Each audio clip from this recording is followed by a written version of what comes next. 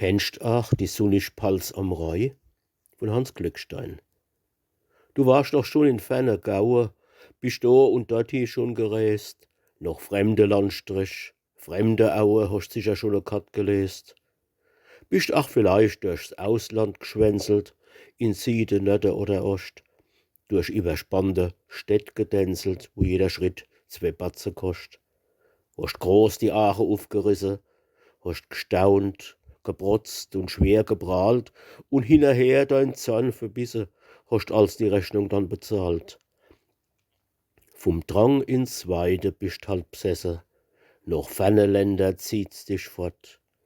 Die Muttersprach durch schier vergessen und schämst dich für dein Heimatort.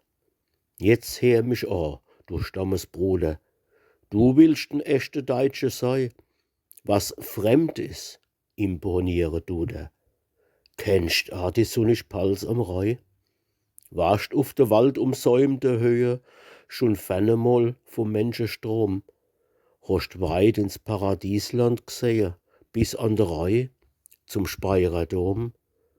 Warst schon einmal auf stille Wege, auf sonnenselige Wanderfahrt, durch Äcker, Felder, voller Segen, im Gäu, im Westrich, an der Hart?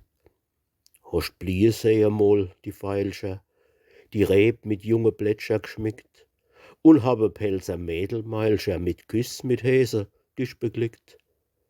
Hast gehört de frohe Sang beim Dengle, noch schwes begossener Erntezeit?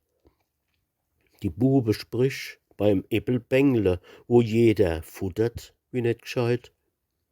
Hast so die Lebenskunst genossen und dann dennoch bei Pelzer Weih dei Kehl und ach dein Nas begossen?